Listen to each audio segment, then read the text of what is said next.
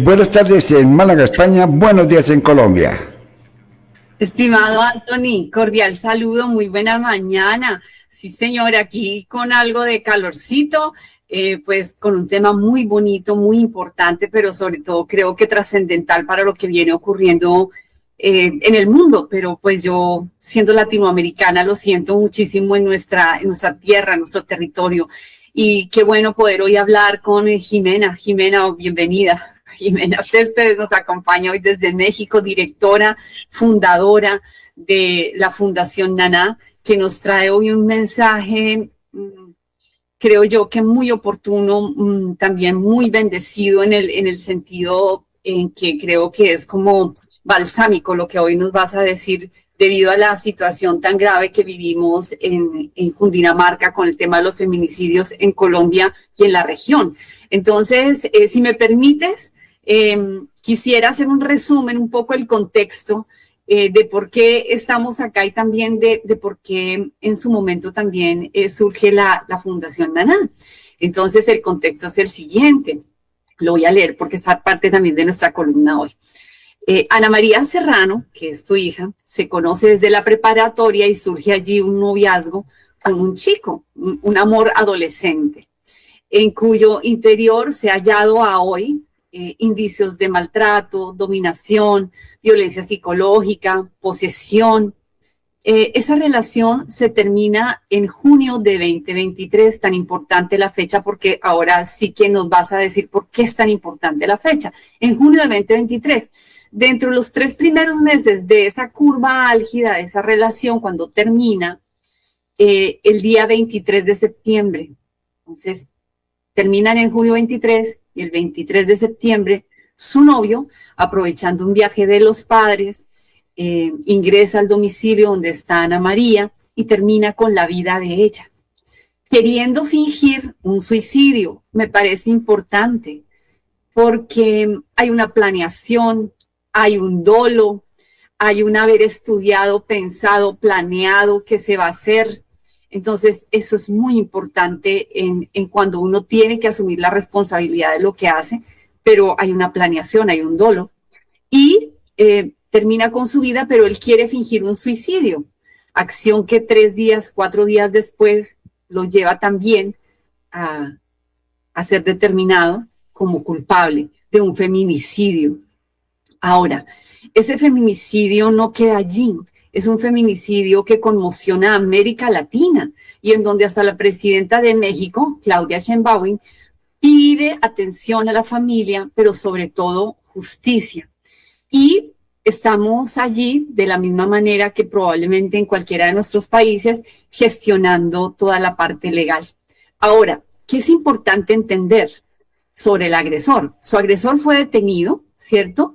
Está intramural, lleva algo así más de 2 años y esperamos ya que este juicio se pueda desarrollar prontamente.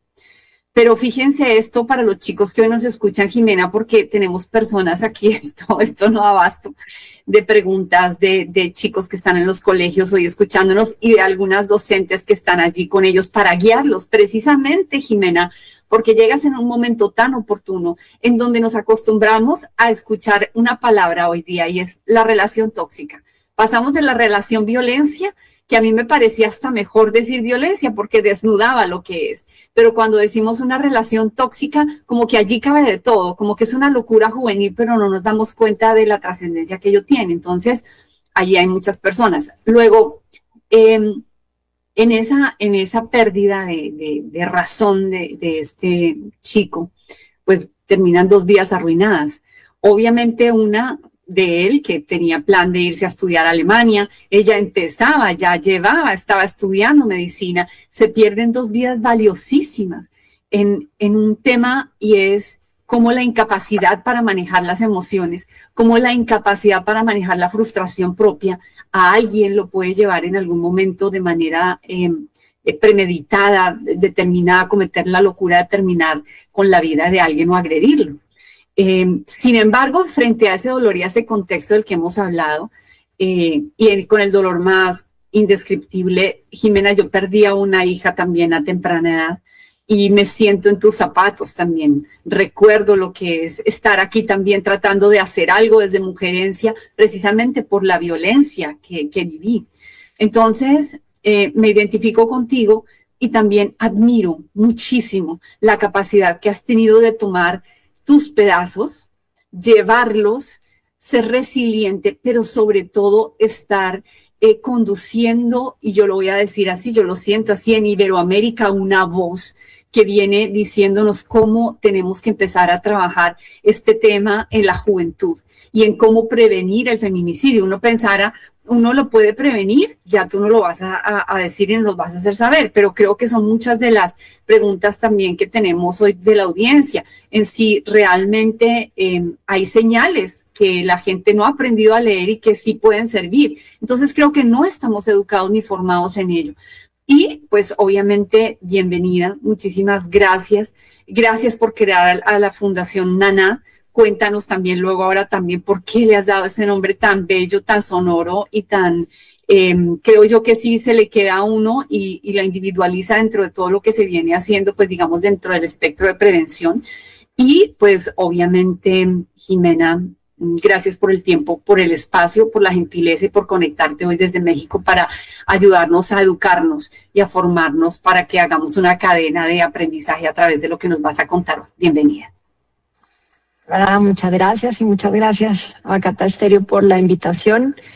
Como tú mencionabas, Ana María murió víctima de feminicidio el 12 de septiembre de 2023, ya van a ser justo 3 años, acaba de pagar la misa para sus 3 años y esos días son muy difíciles, más que cualquier otro. Sin embargo, yo siempre he dicho que mi hija me habla y que mi hija me habla porque el día en que ella murió, ella nos marcó. Yo les puedo decir que sonó el teléfono, nosotros estábamos a 8 horas de diferencia y gracias a eso pudimos hacer 3 cosas. La primera, ser los primeros en enterarnos que Ana María había muerto. O sea, porque si no hubiera sido alguien más el que se hubiera enterado, hubiera sido mucho más difícil. La segunda, entender qué era lo que había pasado con Ana María y saber específicamente que no era un suicidio. Era imposible que fuera un suicidio porque Ana María amaba la vida. O sea, si ustedes la ven en las fotos que yo a veces publico en mis redes sociales, Ana María era una niña que era brillante en todas las fotos.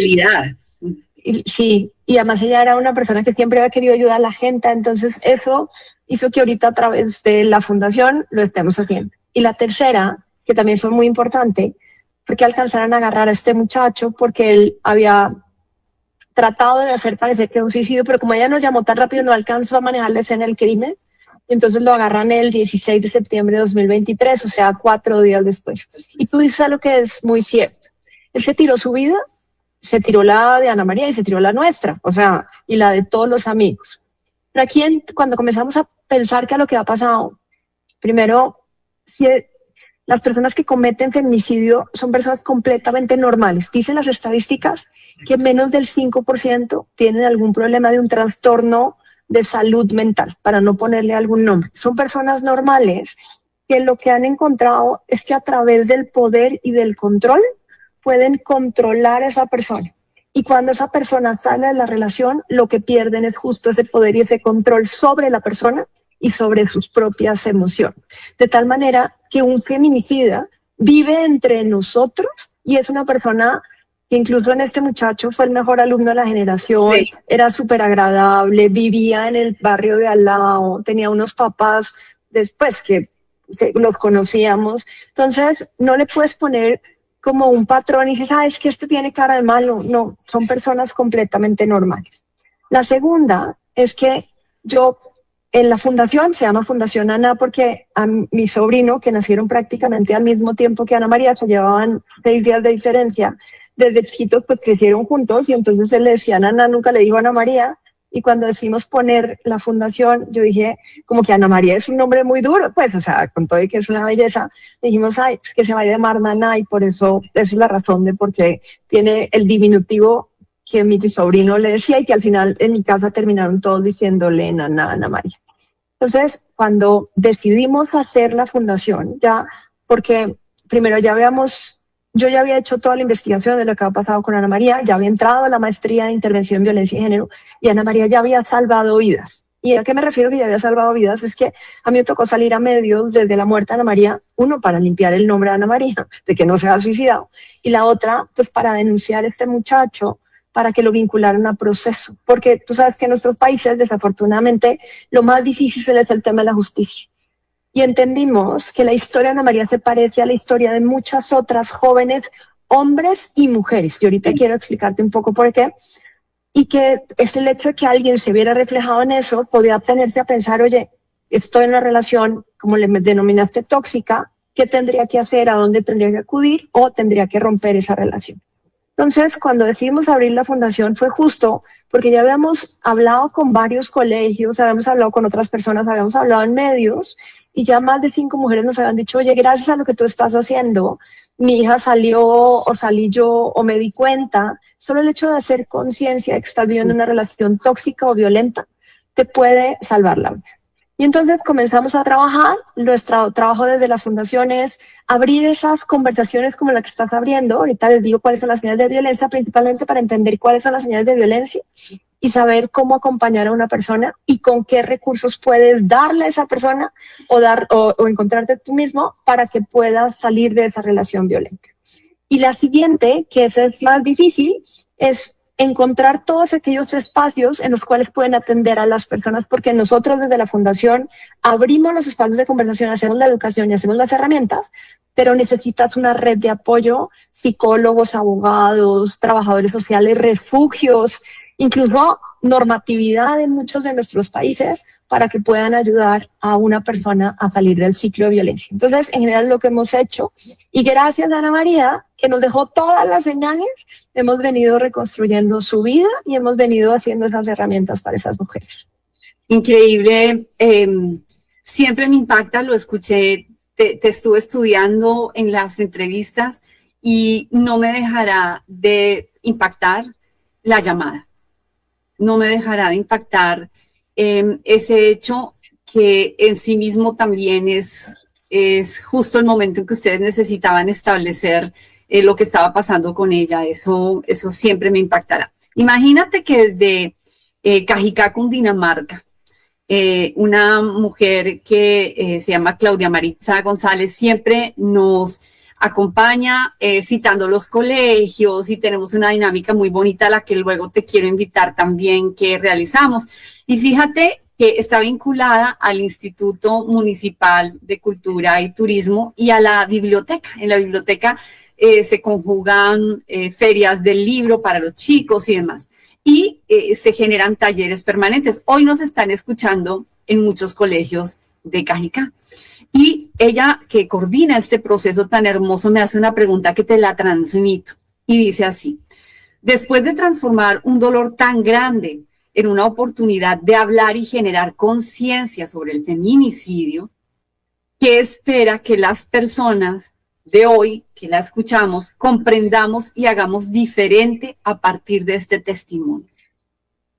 Mira, lo que encontramos nosotros después de la muerte de Ana María es que todos sus círculos cercanos sabían que Ana María y este muchacho estaban en una relación tóxica. O sea, porque al final la violencia genera más violencia. Entonces el hecho que uno genere violencia sobre el otro, pues el otro también se va a volver más violento o lo va a contestar cada vez más feo. O sea, eso lo hemos visto. Pero el entorno no hace nada. ¿Por qué? Porque tú dices, es que la relación de otras dos personas no es mi relación. Y lo primero que tenemos que hacer es no normalizar la violencia. Muchos jóvenes me dicen, no, pues es que así nos hablamos. ¿Por qué tendríamos que dejar o por qué tendríamos que llegar al así nos hablamos? Con grosería, con empujones, con formas de menosprecio. Esa sería la primera que tendríamos que entender y que lo podemos hacer desde los docentes, desde los directivos, pero desde nosotros mismos, desde los padres de familia y desde los mismos compañeros y compañeras. Porque las señales de alerta que les voy a explicar aplican para cualquier tipo de relación, entre hombre a mujer, mujer a hombre, o también entre parejas del mismo sexo, porque también se han visto en muchos otros casos. Entonces, la primera que tendríamos que hacer es no normalizar la violencia. La segunda, perder a una compañera, al final, eso es un dolor enorme. Y perder a un compañero en la cárcel porque no hicimos nada, eso es un dolor espantoso. Y entonces, aparte de no normalizar esa violencia, tenemos que ser capaces de denunciar. Y la denuncia no me refiero a que tengamos que ir a la fiscalía o a la procuraduría, o sea, si hay un delito, hagámoslo. Pero la denuncia empieza por decirle a ese joven que es violento, porque todos sabemos quién es el violento, todos sabemos quién es el sucio que juega fútbol, todos sabemos el que copia en los exámenes, todos sabemos el que le hace bullying al más débil del salón. A él es el primero que tendríamos que decirle, porque pronto nadie le ha dicho, porque pronto en su casa nunca le han informado, nunca le han enseñado, y nosotros podemos salvarle la vida a ese joven porque en algún momento puede cometer algún error o terminar como este muchacho. Entonces, la primera sería decirle a él directamente, oye, no está bien lo que estás haciendo. La segunda, denunciar ante el profesor que más confianza le tengamos, ante los padres de su amigo, por ejemplo. De las únicas cosas que yo me arrepiento después de todo este tiempo es de no haber llamado a la mamá de este muchacho y decirle, oye, yo veo a tu hijo muy triste. De pronto hubieran podido hacer algo de ese lado porque en nuestro lado hicimos todo lo que era correcto con la información que tenía. O denunciar con los protocolos de los colegios. Ya en muchos de los casos los protocolos son del colegio. La tercera es que todas las violencias ya van a través de un celular. Todas las violencias. Y entonces, si nos llega la foto de una amiga hecha con inteligencia artificial con el cuerpo de otra persona, ¿por qué tenemos que distribuir la foto? Sí, o sea, ni siquiera sabemos si la persona dio la autorización o no de hacer ese video o esa foto. Deberíamos cortar en ese momento. O incluso nosotros mismos que nos quedamos y decimos, no, 5 minutos más de TikTok. Y entonces como la canción nos dio las 9 y las 10 y las 11 y las 12 y perdemos el tiempo viendo esto. Estamos viendo también mucha violencia dentro de estas mismas redes sociales y nosotros mismos estamos normalizando esa violencia. Esas 4 podemos hacer dentro de nuestro mismo entorno y podemos ayudarle a cualquier persona a no tener una relación tóxica o a salir de ella. Y la última, que eso no lo tenemos muy interiorizado. Dicen los expertos que si todos dejamos los aparatos electrónicos fuera de los cuartos en la noche, aparatos electrónicos es computadora, celular, video,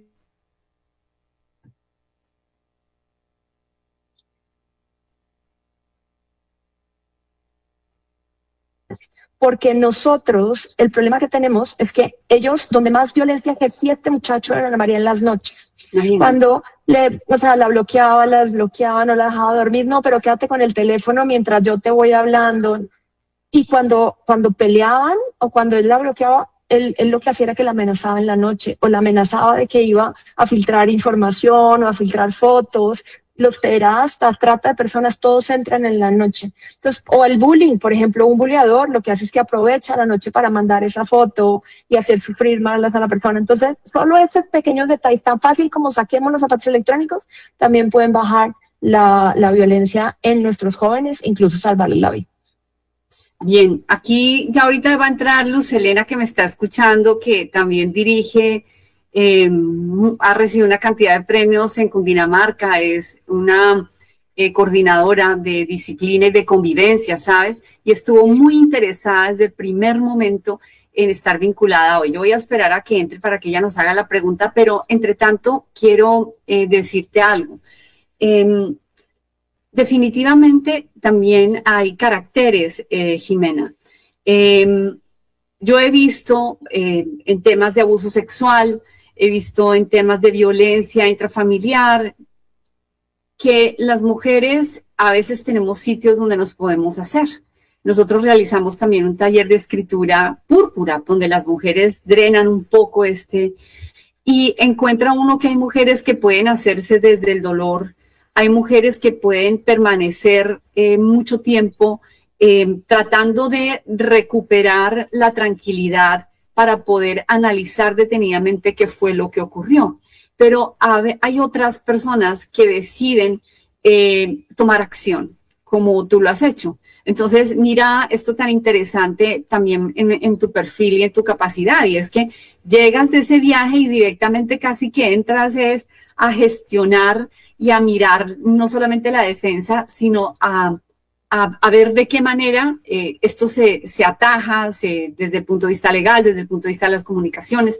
Entonces yo también te quiero preguntar, ¿qué decirle, Jimena, a estas mamitas que hoy nos están escuchando, a estas docentes que hoy nos están escuchando, cuando vemos que esto se nos salió de las manos, pero que si no vuelvo pronto a mí misma, me puede superar a mí la pena y probablemente no tenga la oportunidad de ayudar a mi familia o a los demás si no logro ponerme dentro de mí. Ahora, todos manejan sus tiempos, pero ¿cómo trabajaste, Jimena, ese momento tan álgido para estar dentro de ti y decir, bueno, yo lo que tengo que hacer ahora es esto? Mira, yo creo que nunca te dan como una ruta, o sea, nadie te dice lo que tienes que hacer. Pero yo creo que hay tres cosas que a mí me ayudaron. La primera de ellas es que yo fui y sigo siendo mamá de Ana María hasta el último momento. Y entonces yo en ese momento tenía que limpiar el nombre de Ana María y tenía que lograr que agarraran al muchacho por encima de cualquier otra cosa. De tal manera que todo mi cerebro se puso en modo salvamento, por decir así, porque lo primero que necesitaba yo era eso. Antes, incluso que sentir yo dolor, mi trabajo era ese. Y eso me puso en marcha en ese momento. La segunda, cuando agarran a este muchacho, yo como que descanso en cierta manera, pero yo ya estaba en marcha en las entrevistas. Pues lo que pasó es que en la misma vida me fui haciendo tres cosas. Me fui enseñando que yo podía estar hablando de Ana María y que el hecho de hablar de Ana María me sanaba a mí. La segunda es que comenzamos a abrirnos, de ahí que hablo de mi esposo y de mí, comenzamos a abrirnos a la gente que se acercaba y que se acercaba a uno para, obviamente, para darnos el pésame y demás, pero que se acercaba con cosas prácticas. Hubo uno que nos prestó el apartamento porque no podemos regresar a la casa porque Ana María murió en nuestra casa. Otro que le llevó ropa a mi marido porque no teníamos de vacaciones, no teníamos ni siquiera que ponernos. O sea, cosas así sencillas, muy básicas. Otro, un amigo de él que tiene una orquesta, bueno, un grupo de música que querían cantar en la misa Ana María. O sea, esas pequeñísimas cosas. Otra que hizo misas en la Basílica de Guadalupe, 30 misas en la Basílica, porque ya sabía que mi marido quería hacerle las 21 misas que tenían que hacer porque él se eternita. Entonces, cuando te abres esas cosas, como que también te ayuda, que la gente te ayuda a salir del propio dolor. Y la tercera, que yo sé que es difícil de entender, es que cuando muere alguien tan cercano, y comienzas a entender primero que esa persona está bien del otro lado y que sí te manda señales. Hay un libro maravilloso que se llama Señales, hay que comprarlo y leérselo. Y cuando entiendes que sí te mandan señales, eso te da una posibilidad de acercarte o de entender que la vida no se acabó ahí, ni la de ella ni la mía. Y eso te permite seguir avanzando aún a pesar del dolor de no tenerla, porque te acompaña. Les cuento una anécdota, estuve en Cali la semana justo, el día anterior al terremoto, estaba yo en Cali y fui al zoológico, me encantan los zoológicos. Y yo siempre había ido con mis hijas, lugar del mundo al que vaya voy al zoológico, y fui al zoológico de Cali, que además está absolutamente divino, espero que no le haya pasado nada. Y estaba yo hablando por teléfono, cuadrando una cosa que necesitaba, cuando de pronto estaba yo viendo la jaula de unos micos chiquitos. A mi hija, mi marido le decía changuito, changuito es mico en mexicano, porque mi hija no se quedaba quieta nunca, él siempre tenía que estar haciendo cosas y de niña brincaba por todas partes. Y de pronto lo vi y me vio, se acercó y yo puse la mano en el vidrio y el mico puso la mano en el vidrio. Esas cosas hacen que sepas que nunca estás sola y yo hablo con ella. Y entonces le digo, ay, Ana María, ayúdame a encontrar un parqueadero porque tengo que llegar a la cita. O por favor, dime qué le digo a estos jóvenes. Y es como si alguien te soplara. Yo creo que esas tres te ayudan. Yo no te digo que tienes todo el derecho de quedarte en la cama si quieres. O sea, porque el dolor es tan grande que se te rompe el corazón, pero lo que nunca se vuelve a pegar es el estómago. Con todas las mamás que han perdido a sus hijos o que tienen hijos desaparecidos, donde más sufrimos es en el estómago, que dicen que es el segundo cerebro. Efectivamente, o sea, nunca vuelves a ser la misma, pero puedes seguir viviendo tal vez con esas tres cosas. Y bueno, hay una última que es muy difícil, es que tienes que quitar la culpa, no importa cómo haya muerto, no importa si fue por enfermedad, no importa si fue por suicidio, no importa si fue por un accidente o como Ana María a manos de otra persona, te tienes que quitar la culpa, porque si no, no vas a poder seguir viviendo.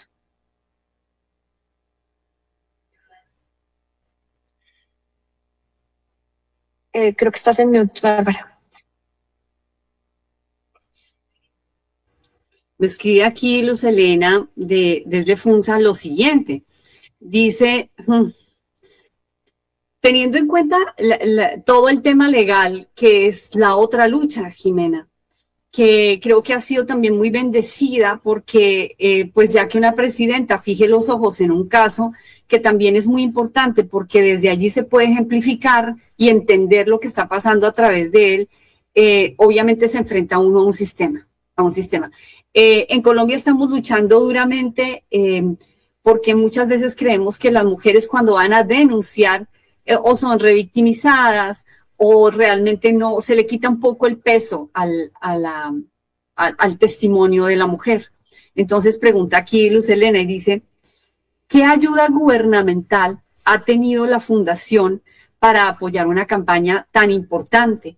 ¿Y cómo podríamos obtener esta campaña en los colegios? Gracias. Mira, aquí hay algo que es importante de señalar y es que aunque llegué a la presidenta de la República, el caso lo llevan los jueces y seguimos, vamos a cumplir 3 años y sigo sin sentencia. Y además tengo 7 recursos y acaba de meterme una revisión al amparo que están pidiendo cambio de medidas cautelares, o sea, lo que quieren hacer es sacarlo de la cárcel. Entonces, ni aún con toda la movilización que hemos hecho, hemos logrado sacar de la hemos logrado que haya justicia en este caso. Justicia. Exactamente. Sin embargo, yo sí le digo a todas las mujeres que tienen que hacer una denuncia. Yo creo que si todos denunciáramos y todos llegáramos a la fiscalía y los jueces y el sistema tendrían que hacer un cambio, porque están acostumbrados a que las mujeres no van a denunciar y al no denunciar o al soltarla, o sea, yo no lo suelto no por un tema de venganza contra este muchacho, yo lo suelto porque él tiene que hacerse responsable de lo que le hizo a Ana María y de que el sistema tiene que hacer responsable a la gente que comete un error como el que cometió él. Esa es la razón por la cual yo trabajo por el tema de la justicia, pero me parece el más negro de todos los temas. O sea, tener que vivir después de un feminicidio, por eso decidimos trabajar en la prevención y no en el acompañamiento de las mujeres o de los hombres que tienen un feminicidio, pues, o sea, porque es muy difícil. Sin embargo, yo sí creo que todos tendríamos que denunciar, por eso creo que la denuncia empieza desde que el joven o la joven comete el primer acto de violencia, porque ahí sí podemos hacer algo. Trabajamos con organizaciones que manejan la ira y la autorregulación emocional en jóvenes. Con ellos son los que tendríamos que comenzar a trabajar para no tener que llegar a un tema de justicia.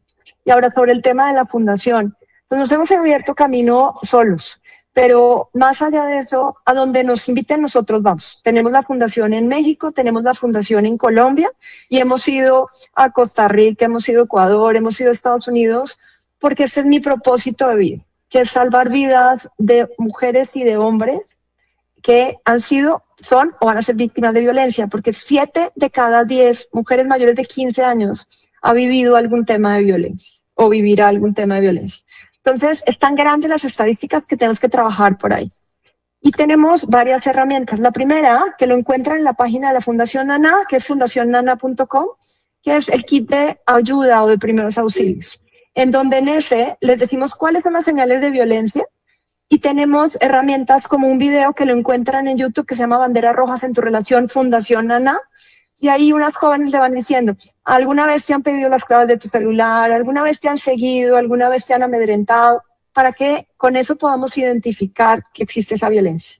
La segunda, tenemos plática, que puede ser en línea, que puede ser, como les digo, puede ser presencial. Si yo no estoy en el lugar, puede ser alguien, tenemos embajadoras que pueden ir a dar las charlas o se las mandamos pregrabadas. O sea, siempre encontramos una forma de llegar a los jóvenes, porque lo que más nos interesa es que a ellos les llegue, en donde les explicamos justo cómo identificarlo y cómo acompañar a un amigo o una amiga que está sufriendo algún tipo de violencia. Tenemos cursos para docentes, para administrativos, para psicólogos, para abogados, que necesitan saber más porque la perspectiva de género sí es importante. Porque muchas veces, por ejemplo, Ana María la atendía una psicóloga porque Ana María vomitaba. Entonces pensamos que vomitaba era porque estaba muy estresada por entrar a la carrera de medicina. No, vomitaba por la violencia. Pero la psicóloga sí sabía, pero la psicóloga, y eso que en ese momento era menor de edad, nunca habló conmigo y hubiéramos podido hacer algo. Entonces, por eso es tan importante entender que esas señales son señales de violencia y que tenemos que atacarlas de raíz, no simplemente decir, no entiéndelo, eso ya se le pasará, porque una persona que ejerce violencia sobre otra no se le va a pasar, porque se acostumbra a generar control y violencia.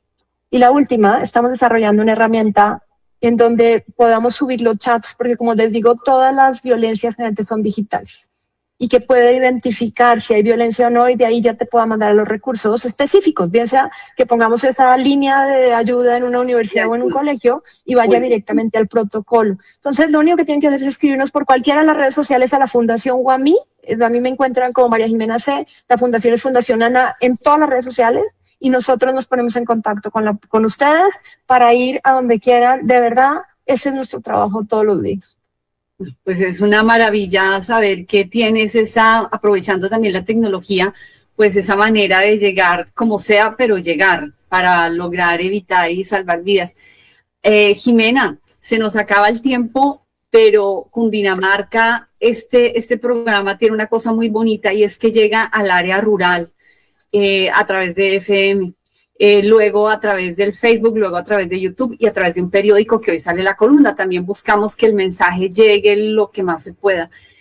¿Qué le decimos a esas mamás que ven que algo no está bien, que vemos que el chico está muy absorbente, que puede ser que hay unos celos y que a veces pensamos que es normal, a veces pensamos que como son jóvenes, ¿qué le podemos decir a las mamitas para que también ellas entiendan que hay unas alertas que no solamente dentro de la pareja van a ser importantes, sino para ellas como acompañantes de estas personas que siguen en formación, los adolescentes? ¿Qué les decimos?